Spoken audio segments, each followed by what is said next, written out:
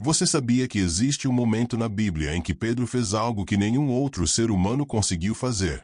Ele literalmente desafiou as leis da física, mas então algo aconteceu que mudou tudo em segundos. Hoje vamos mergulhar profundamente na história de Jesus andando sobre as águas, e você vai descobrir lições poderosas sobre fé, medo e confiança que vão transformar a maneira como você enfrenta suas próprias tempestades. Antes de começarmos, me conta aqui nos comentários, de que cidade você está assistindo esse vídeo. Eu adoraria saber onde estão os membros dessa comunidade incrível. E se esse é o seu primeiro vídeo aqui no canal, se inscreve agora e ativa o sininho para não perder nenhum estudo bíblico aprofundado. Vamos juntos nessa jornada de fé. A narrativa de Jesus andando sobre as águas, registrada em Mateus 14, 22, 33, acontece em um momento crucial do ministério de Jesus. Este episódio ocorre imediatamente após a multiplicação dos pães e peixes, onde 5.000 homens foram alimentados miraculosamente. O contexto é fundamental para compreendermos a profundidade desta manifestação do poder divino. Após alimentar a multidão, Jesus demonstra uma necessidade urgente de se retirar. O texto nos diz que ele obrigou, literalmente, compeliu no grego, os discípulos a entrarem no barco e irem adiante para o outro lado do mar, enquanto ele despedia as multidões. Esta urgência sugere que havia algo no ambiente que requeria ação imediata. Muitos estudiosos acreditam que, após o milagre da multiplicação, havia um movimento crescente entre a multidão para proclamar Jesus como rei político, o que não estava alinhado com sua missão messiânica verdadeira. O Mar da Galileia, cenário deste acontecimento, era bem conhecido dos discípulos. Vários deles eram pescadores experientes que passaram suas vidas navegando estas águas. O lago tem aproximadamente 21 km de comprimento e 13 km de largura, cercado por colinas que criam um efeito de funil para os ventos. Estas condições geográficas frequentemente produzem tempestades súbitas e violentas, transformando águas calmas em ondas perigosas em questão de minutos. Após despedir a multidão, Jesus subiu ao monte para orar a sós. Este detalhe não é meramente incidental. Ao longo dos evangelhos, vemos Jesus se retirando regularmente para momentos de comunhão com o Pai. Especialmente após momentos de grande ministério público ou antes de decisões importantes, Jesus buscava a solidão da oração. Nesta ocasião específica, ele permaneceu em oração durante toda a noite, demonstrando a importância vital da comunhão constante com Deus, mesmo para o Filho Divino. A dimensão teológica desta narrativa é profunda. No Antigo Testamento, o domínio sobre as águas é uma prerrogativa exclusivamente divina. Jó 9:8 declara sobre Deus: ele sozinho estende os céus e anda sobre as ondas do mar. Os Salmos repetem este tema, celebrando Deus como aquele que governa sobre a fúria do mar e acalma suas ondas revoltas. Quando Jesus caminha sobre as águas, portanto, não está apenas realizando um milagre impressionante.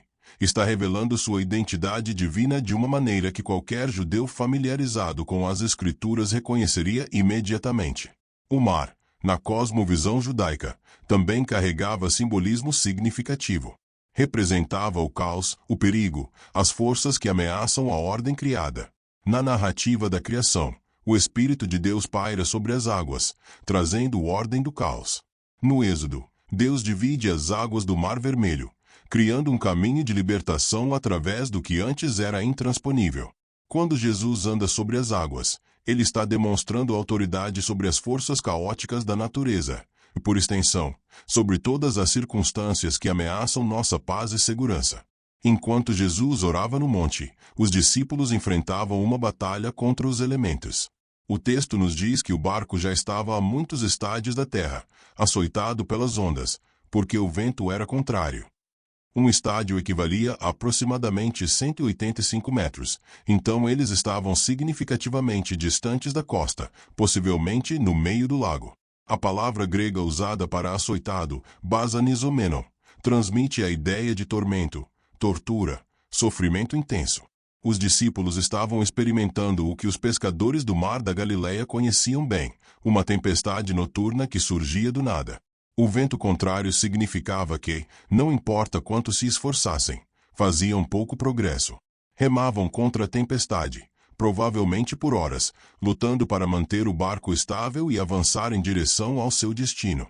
A fadiga física seria intensa, mas o medo e a ansiedade certamente eram ainda mais desgastantes. É importante notar que Jesus não os enviou inadvertidamente para esta tempestade. Ele os obrigou a entrar no barco, sabendo o que enfrentariam. Isto nos ensina uma verdade profunda sobre a vida cristã. Estar na vontade de Deus não nos imuniza de tempestades. Às vezes, é precisamente porque estamos obedecendo a Deus que enfrentamos as maiores dificuldades. Os discípulos estavam exatamente onde Jesus os havia enviado, fazendo exatamente o que ele havia ordenado, e ainda assim, estavam em perigo. Jesus veio até eles na quarta vigília da noite. Os romanos dividiam a noite em 4 vigílias. Primeira vigília, 18 horas às 21 horas. Segunda vigília, 21h à meia-noite. Terceira vigília, meia-noite 3h. E quarta vigília, 3 horas às 6 horas. Portanto, Jesus veio a eles nas horas mais escuras antes do amanhecer, depois de eles terem lutado contra a tempestade por toda a noite. Isto revela algo significativo sobre o tempo de Deus. Ele nem sempre vem quando esperamos, mas sempre vem no momento certo. Durante todas aquelas horas de luta, Jesus não estava alheio ao sofrimento deles. Marcos 6:48 nos diz que Jesus os viu remando com dificuldade. Do monte onde orava, ele os observava. Não com indiferença, mas com amor e propósito. Havia algo que precisavam aprender através desta experiência. Algo que não poderiam aprender se ele tivesse impedido a tempestade ou vindo imediatamente. A demora de Jesus nos ensina sobre a pedagogia divina. Deus às vezes nos permite lutar e nos esforçar, não porque seja cruel ou indiferente, mas porque há lições que só aprendemos na tempestade. Os discípulos precisavam chegar ao fim de sua própria força e competência. Como pescadores experientes, confiavam em suas habilidades náuticas. Mas esta noite os levaria além de suas habilidades, preparando-os para reconhecer sua absoluta dependência de Jesus. Há também uma dimensão escatológica nesta narrativa. A noite representa o tempo presente, marcado por dificuldades e luta. A quarta vigília, o período mais escuro antes do amanhecer, representa aquele momento em nossa jornada quando tudo parece mais desesperador, quando já lutamos por tanto tempo que nossa força se esgotou. É precisamente neste momento que Cristo vem. A vinda de Jesus andando sobre as águas prefigura sua segunda vinda, quando ele aparecerá para resgatar seu povo das tempestades deste mundo. Quando Jesus finalmente se aproximou dos discípulos, caminhando sobre as águas, a reação deles não foi de alívio imediato, mas de terror. O texto nos diz: os discípulos, vendo-o andando sobre o mar, ficaram aterrorizados e exclamaram: "É um fantasma!" E, tomados de medo, gritaram. Esta reação revela várias dimensões importantes da experiência humana diante do divino. Primeiro, devemos entender que ver alguém caminhando sobre a água no meio de uma tempestade, na escuridão da madrugada, seria genuinamente aterrorizante. Os discípulos estavam exaustos de remar a noite toda. Seus nervos estavam à flor da pele por causa da tempestade, e suas mentes estavam provavelmente embotadas pela fadiga. Ver uma figura aproximando-se sobre as águas violentas desafiava toda lógica e experiência natural. A palavra grega traduzida como fantasma, refere-se a uma aparição, um espírito. Na cultura judaica da época, havia crenças populares sobre espíritos e aparições, especialmente associados ao mar e à noite. Os discípulos, em seu estado de exaustão e medo, interpretaram o que viam através do filtro de suas crenças culturais. Não esperavam que Jesus viesse até eles desta maneira, então suas mentes buscaram uma explicação alternativa para o inexplicável. Este momento ilustra uma verdade profunda. Às vezes, quando Deus vem nos responder, não o reconhecemos imediatamente. Esperamos que ele venha de uma maneira, e ele vem de outra. Esperamos que ele haja segundo nossos paradigmas, e ele transcende nossas expectativas limitadas. Os discípulos clamavam por ajuda durante toda a noite, mas quando a ajuda veio caminhando sobre as águas, inicialmente a perceberam como uma nova ameaça. O medo é uma reação humana compreensível diante do sobrenatural. Ao longo das Escrituras, quando pessoas encontram manifestações divinas ou angélicas, a reação inicial frequentemente é o medo. Não um medo patológico, mas um temor reverente diante daquilo que transcende nossa compreensão normal da realidade. Rudolf Otto chamou isso de Mysterium Tremendum, o mistério que provoca tremor, a experiência do sagrado que é simultaneamente fascinante e aterrorizante. Jesus responde imediatamente ao medo deles: tende bom ânimo. Sou eu. Não temais. Esta resposta contém 3 elementos cruciais. Primeiro, tende bom ânimo, tarsete em grego, é um imperativo que significa coragem, ou sejam corajosos. Não é simplesmente um consolo emocional, mas um comando para mudar de atitude. Segundo, sou eu, ego eimi, é significativo. Esta é a mesma frase que Deus usa para se identificar no Antigo Testamento: eu sou. Terceiro, não temais não é apenas uma tranquilização, mas uma instrução baseada na identidade revelada de Jesus. A voz de Jesus cortando através da tempestade e do terror é transformadora. Onde havia pânico, agora havia a possibilidade de paz. Onde havia confusão, agora havia clareza. A palavra de Cristo tem o poder de reorientar nossa perspectiva inteira. O que pareceu ser um fantasma terrível revela-se como um Salvador amoroso.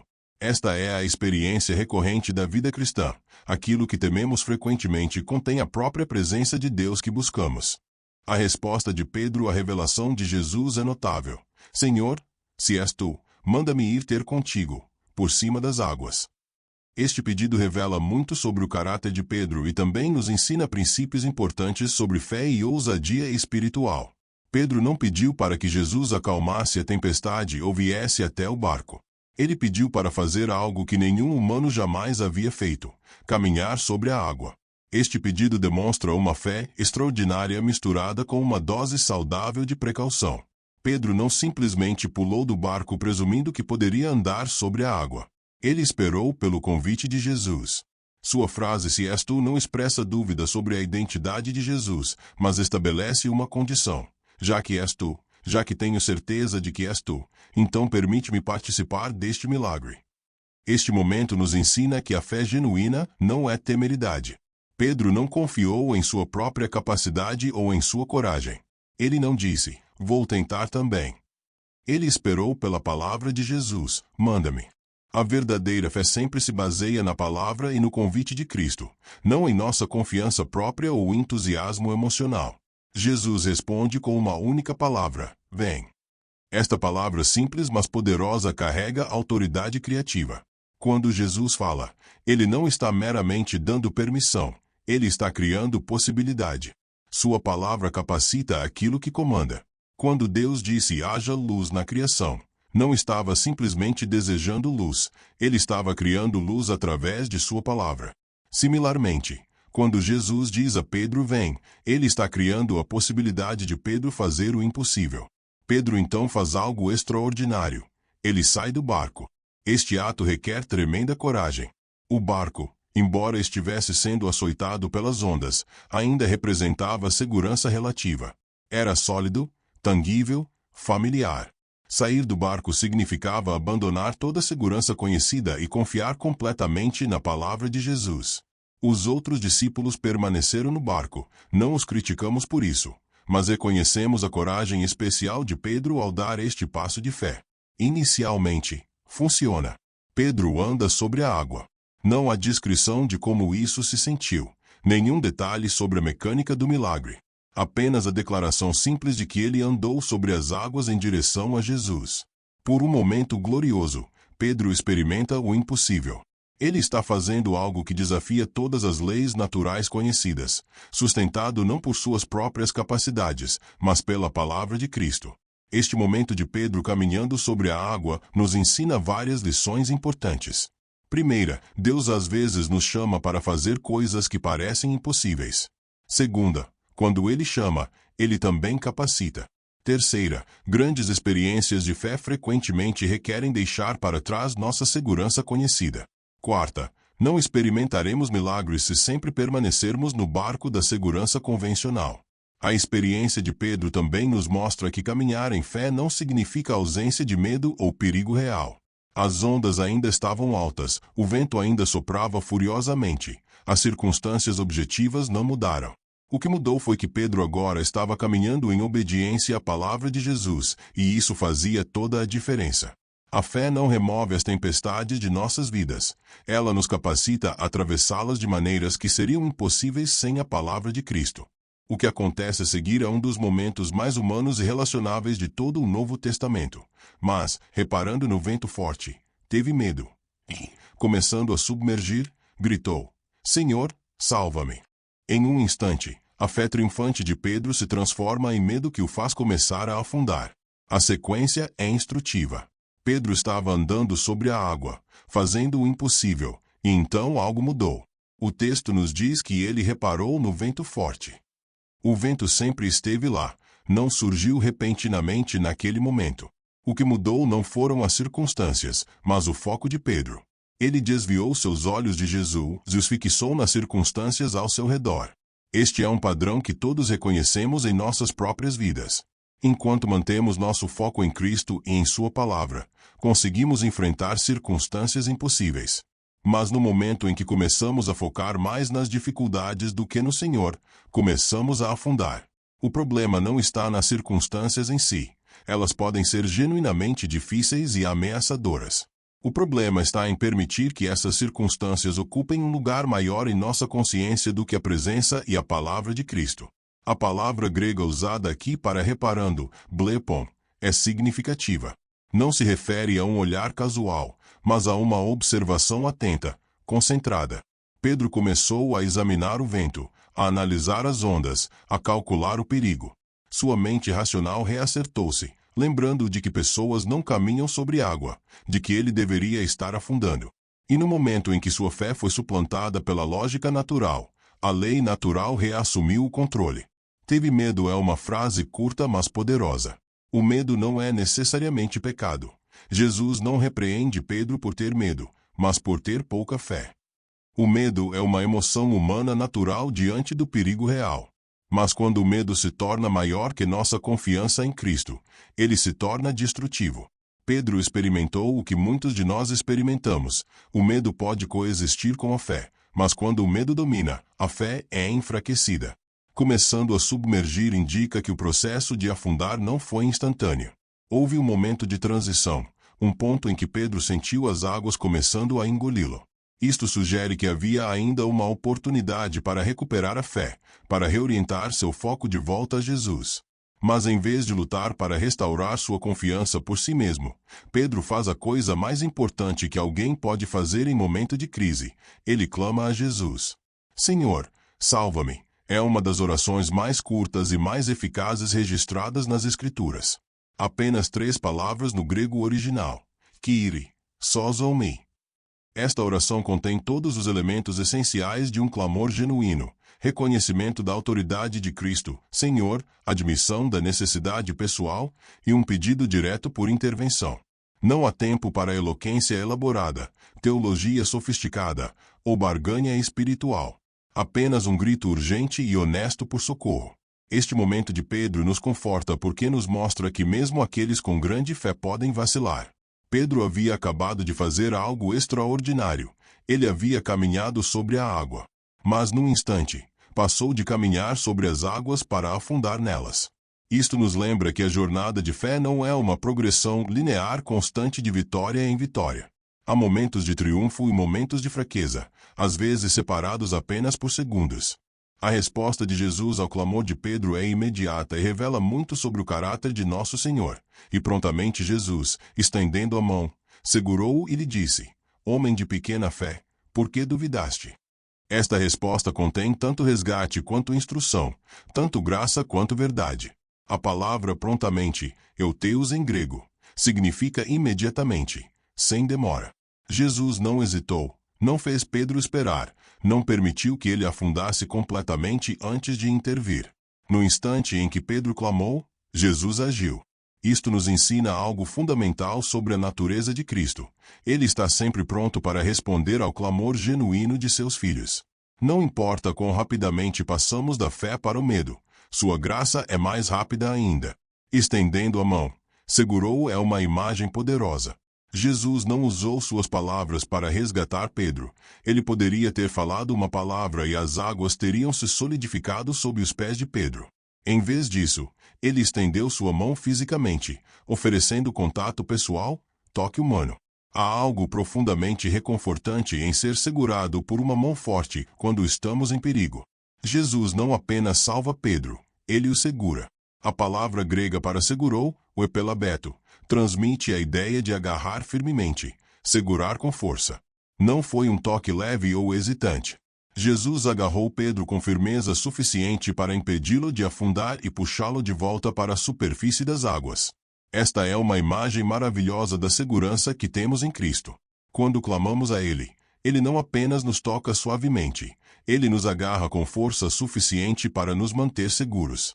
A repreensão que segue é suave mas direta. Homem de pequena fé, por que duvidaste? Jesus não o chama de homem sem fé mas de homem de pequena fé, oligopiste. Pedro tinha fé, afinal, ele saiu do barco e caminhou sobre a água. Mas sua fé era pequena, insuficiente para sustentar a experiência que havia iniciado. Esta repreensão não é condenação, mas instrução amorosa destinada a ajudar Pedro a crescer. A pergunta por que duvidaste? Distasas é projetada para provocar autorreflexão. Jesus não está procurando uma resposta verbal, ele conhece o coração de Pedro. A pergunta é para Pedro examinar seu próprio coração e entender o que aconteceu. Por quê? Depois de ver tantos milagres, depois de experimentar pessoalmente o impossível ao caminhar sobre a água, ele ainda duvidou. Esta é uma pergunta que todos nós precisamos fazer a nós mesmos repetidamente. A palavra para duvidar aqui é interessante. Não é a dúvida intelectual de quem questiona a existência de Deus ou a veracidade das Escrituras. É a dúvida da mente dividida, da hesitação entre duas possibilidades. Pedro estava mentalmente dividido entre confiar em Jesus e preocupar-se com as circunstâncias. Esta divisão interna é o que enfraqueceu sua fé. É significativo que Jesus não esperou até estarem de volta no barco para fazer esta pergunta.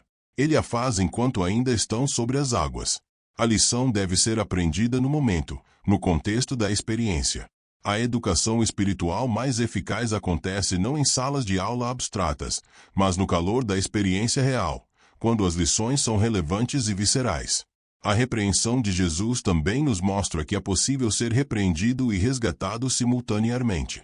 Ele não salvou Pedro primeiro e então, mais tarde, o repreendeu. Ele fez ambos ao mesmo tempo. Isto nos ensina que a disciplina amorosa de Deus e sua graça salvadora não são mutuamente exclusivas.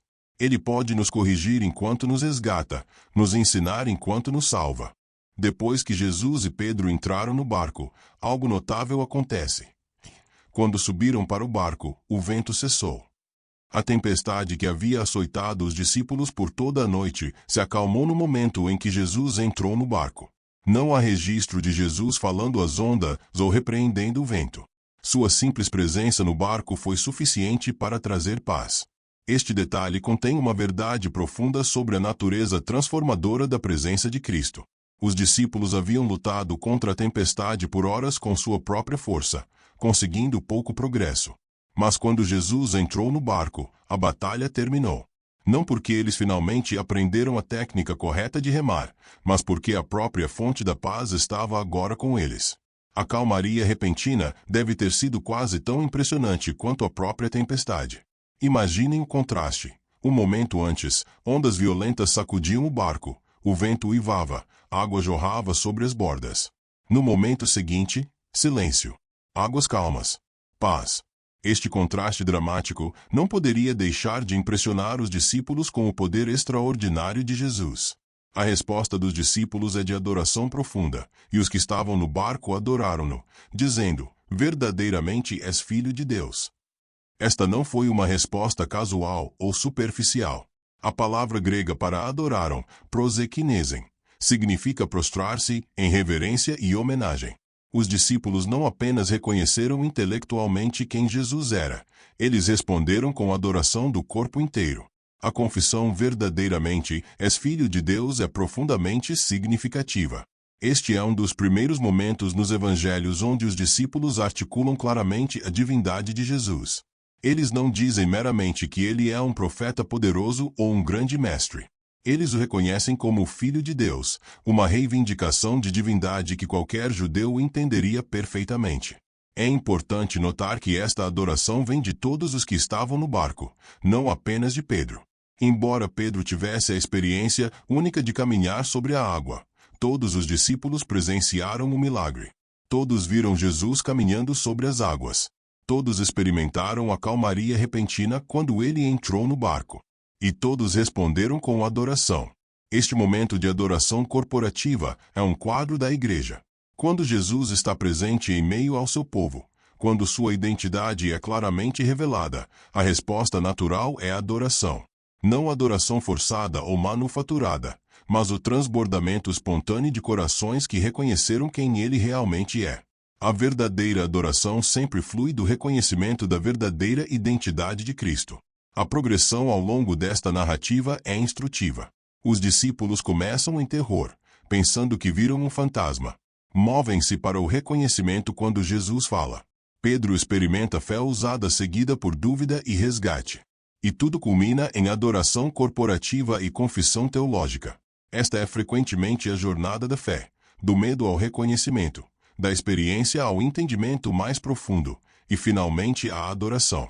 A narrativa de Jesus andando sobre as águas transcende seu contexto histórico para oferecer verdades atemporais, que falam poderosamente a experiência humana em todas as épocas. Para os crentes contemporâneos, esta passagem oferece orientação prática para navegar as tempestades da vida moderna. Primeiro, esta história nos ensina sobre a natureza inevitável das tempestades na vida cristã. Os discípulos não estavam fora da vontade de Deus quando enfrentaram a tempestade. Eles estavam precisamente onde Jesus os havia enviado. Muitos cristãos assumem erroneamente que obediência a Deus resultará em vida livre de problemas. Esta narrativa corrige tal pensamento. Estar no centro da vontade de Deus não nos isola de dificuldades, na verdade, às vezes nos coloca diretamente no caminho delas. As tempestades em nossas vidas assumem muitas formas: crises financeiras, problemas de saúde, conflitos relacionais, desafios profissionais, lutas emocionais e espirituais. Como os discípulos na tempestade física, frequentemente nos encontramos remando furiosamente contra ventos contrários, fazendo pouco progresso apesar de grande esforço. Nestas situações, a história nos lembra que Jesus nos vê mesmo quando sentimos que estamos sozinhos. Do monte de sua intercessão constante, ele observa cada luta, cada onda que nos atinge. Segundo, esta passagem nos ensina sobre o tempo de Deus. Jesus veio aos discípulos na quarta vigília, nas horas mais escuras antes do amanhecer, depois de eles lutarem a noite toda. Isto reflete um padrão frequente nos caminhos de Deus. Ele frequentemente espera até que cheguemos ao fim de nossos próprios recursos antes de intervir. Não por crueldade, mas porque há lições essenciais que só aprendemos quando enfrentamos nossa própria inadequação. Na cultura contemporânea de gratificação instantânea, onde estamos acostumados a respostas rápidas e soluções imediatas, o tempo de Deus pode ser frustrante.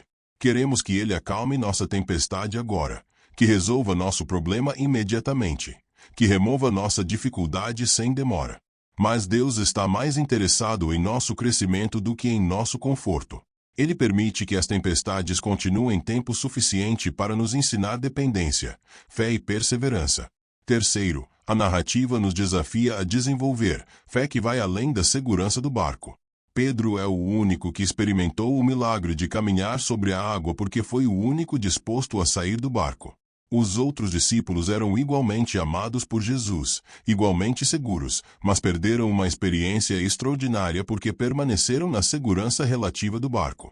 Em nossa vida contemporânea, o barco representa nossa zona de conforto, nossos padrões seguros e previsíveis, nossa dependência em estruturas familiares. Deus às vezes nos chama para sair dessa segurança e dar passos de fé que parecem irracionais ou perigosos. Pode ser um chamado para mudar de carreira, para servir em um novo ministério, para confrontar um pecado habitual, para perdoar alguém profundamente, ou para fazer um sacrifício financeiro significativo. Sair do barco não significa ser imprudente ou presunçoso. Pedro esperou pela palavra de Jesus: vem. A fé genuína sempre se baseia na palavra revelada de Deus, não em impulsos emocionais ou desejos pessoais. Antes de sair do barco, precisamos ter certeza de que ouvimos o chamado de Cristo. Mas uma vez que temos essa certeza, permanecer no barco torna-se desobediência. Quarto, a experiência de Pedro nos ensina sobre a natureza da fé e da dúvida. Fé não é a ausência de medo ou dúvida, é escolher confiar em Cristo apesar desses sentimentos. Pedro sentiu medo quando viu o vento, mas ele já havia demonstrado extraordinária coragem ao sair do barco inicialmente. A fé não elimina nossas emoções humanas, ela nos capacita a agir apesar delas. A dúvida de Pedro também nos ensina sobre a importância do foco. Enquanto manteve seus olhos em Jesus, conseguiu fazer o impossível. Quando desviou seu foco para as circunstâncias, começou a afundar. Esta é uma metáfora poderosa para a vida espiritual. No mundo moderno, somos constantemente bombardeados por distrações, notícias alarmantes, pressões sociais, demandas financeiras, comparações nas redes sociais, incertezas políticas. Todas estas são ventos que competem por nossa atenção e podem nos fazer afundar se permitirmos que dominem nosso foco. A prática espiritual de manter nossos olhos em Jesus requer disciplina intencional. Significa cultivar hábitos diários de oração e leitura bíblica, não como rituais vazios, mas como meios de manter Cristo no centro de nossa consciência. Significa escolher meditar em suas promessas quando as preocupações ameaçam nos dominar. Significa lembrar repetidamente de quem Ele é e do que Ele já fez quando as circunstâncias presentes parecem esmagadoras.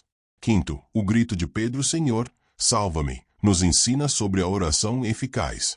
Esta oração curta, urgente e honesta contrasta com muitas de nossas orações elaboradas. Frequentemente sentimos que precisamos orar com eloquência, usar a linguagem certa, ou apresentar nosso caso de maneira persuasiva. Mas quando estamos verdadeiramente desesperados, todas as pretensões desaparecem e clamamos simplesmente por socorro. Deus honra estas orações honestas e urgentes. Ele não requer que sejamos articulados ou teologicamente precisos em momentos de crise.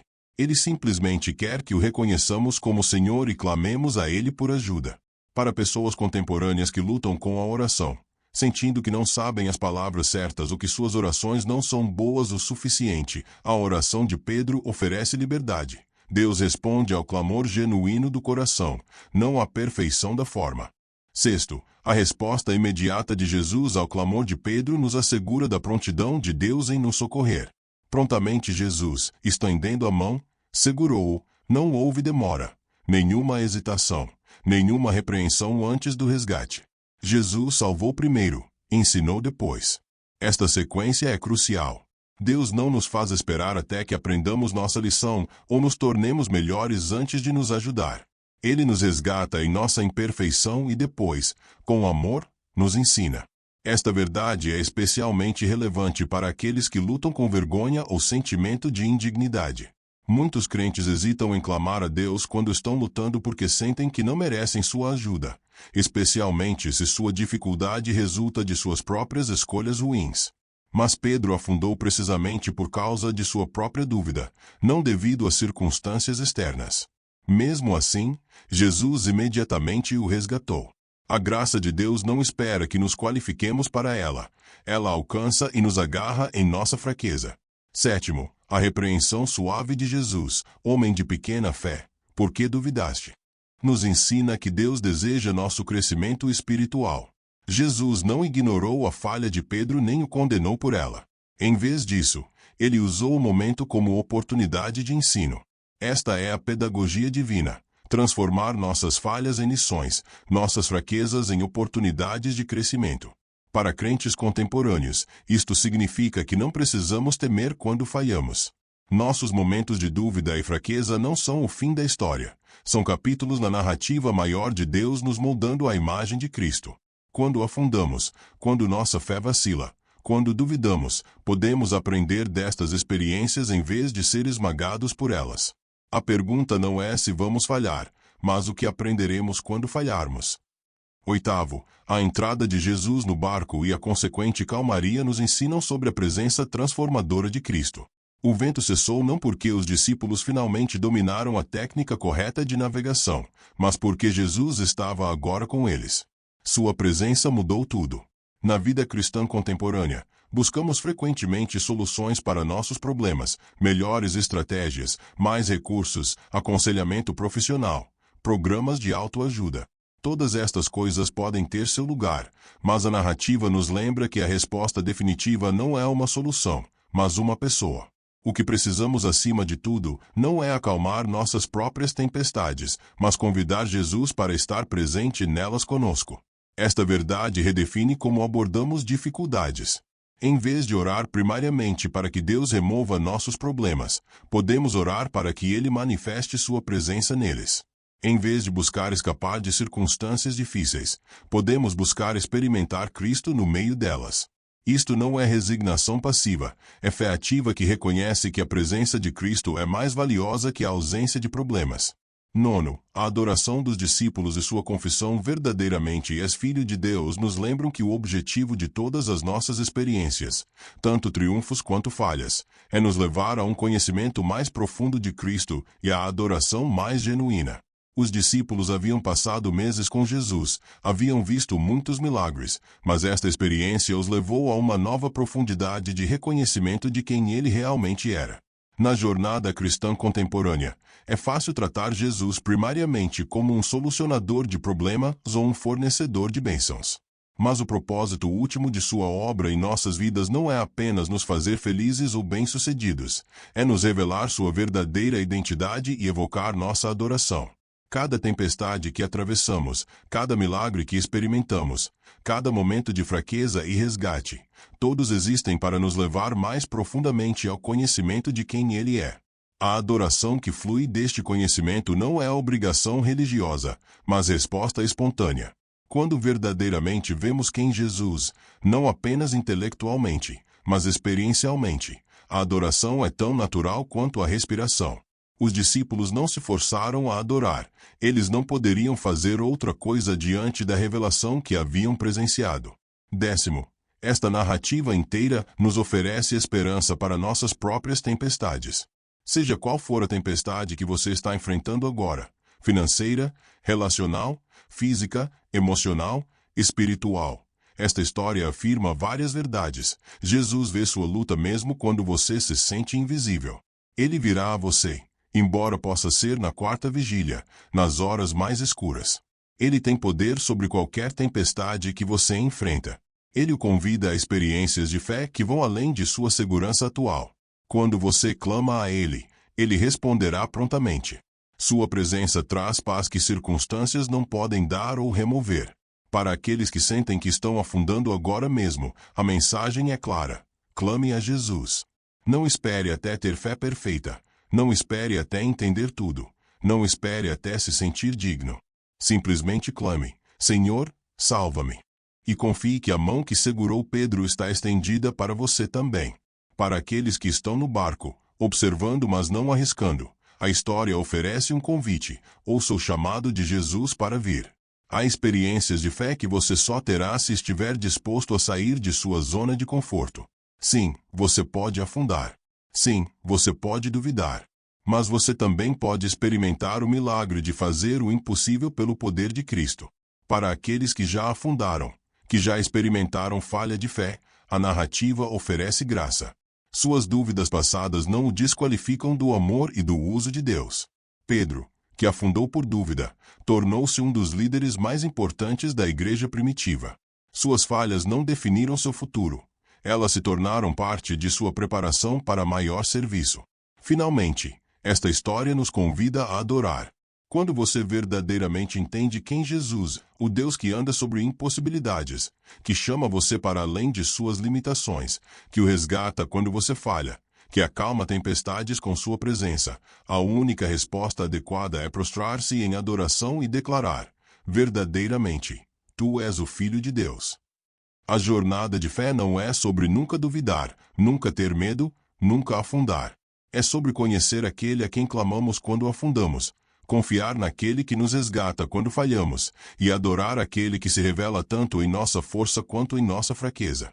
É sobre aprender, tempestade após tempestade, que Jesus é suficiente, não apenas para acalmar as águas, mas para nos capacitar a caminhar sobre elas, e para nos segurar quando começamos a afundar. Que esta narrativa antiga continue a falar às nossas tempestades contemporâneas, lembrando-nos de que o mesmo Jesus que caminhou sobre o mar da Galileia caminha através de cada circunstância impossível que enfrentamos, convidando-nos não apenas à segurança, mas à aventura de fé que nos transforma e o glorifica. Sabe qual é a parte mais incrível dessa história? Não é que Pedro andou sobre a água, é que Jesus estava esperando por ele lá fora do barco o tempo todo. A pergunta é: qual é o seu barco? O que está te impedindo de dar esse passo de fé? Se esse vídeo tocou seu coração, deixe aqui nos comentários de que cidade você está assistindo e qual tempestade você está enfrentando hoje. Vamos orar uns pelos outros. E se você ainda não é inscrito, se inscreve agora no canal e ativa o sininho. Toda semana tem estudo bíblico profundo aqui para fortalecer sua fé.